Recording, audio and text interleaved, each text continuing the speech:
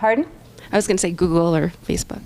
Be careful, don't say the G word around. She hears everything you Google say. Home, which is right in front of us. Give me some popcorn. Oh wait, no, that's not how it works.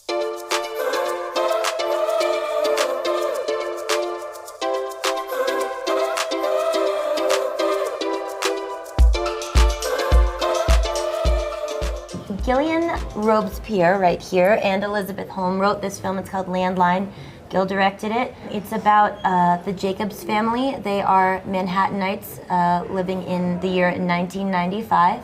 And it's a film about the different relationships within the family and how they break apart and come together, and how that sort of chain reaction affects each and every character in a different way as they try to progress into their adulthood. Even the people who are farther into it, the parents, still have big, giant changes to go through in order to continue living a life and be a part of the family. It's really about that. Jenny and I made Obvious Child, the short film, together too, so it's more than 2 for 2. And having that shorthand is so important, but I hadn't met Edie or worked with her or with Abby or Jay, and I feel like we were thrown into a situation really fast. You know, you don't get a lot of time on independent films to rehearse, but after the table read and then, you know, day one shooting, it already felt familial. And part of that is because everyone on this couch is so professional and so amazing, and the other part of it is just lucking out that I get to work with these guys. But I think making movies is a lot like summer camp, and you know, you're very nervous and you're strangers on the first day, and then, you know, by the last day you can't go to the bathroom without them. And Jay, Abby, and Edie, why did you want to be in this movie? You're assuming, first of all. No. We had to Mr. Ed. Sorry.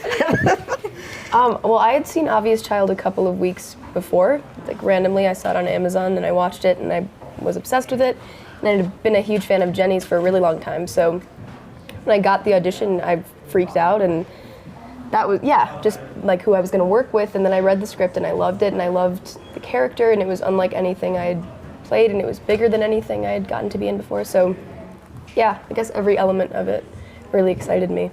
For me, I was just a big fan of Obvious Child and Jenny, and the script is so good. I mean, you read the script and you're like, oh, this is how people behave with each other. And when I found out the rest of the cast, I mean, I need to get in this movie if possible. But also for me, you know, like I play like the nice boyfriend, and it could easily be such a servicing, boring role, and they wrote such a great role where he's like funny and has his own stuff going on too. He's not just like the boring boyfriend or whatever. So it's just, I mean, it's incredible to be a part of something that's just a great piece of art with great people making it. You know, you read a lot of stuff and you just get used to kind of like, okay.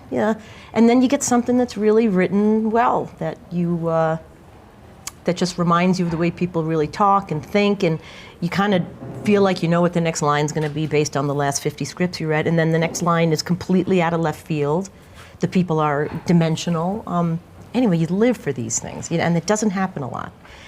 So it was the script I first responded to. Then I heard about these guys, and also about John Turturro, who I've been friends with for years but had never worked with, and this was an opportunity to do that. Everything about it was in the right place at the right time. Gillian, why did you choose the 90s setting? Liz and I, my co-writer, wanted to tell a story about a family that comes together and not torn apart by divorce. We wanted to tell a story that shows people interacting with each other, and we didn't want to rely on devices like Facebook, Instagram, any social media for those things and moments to happen.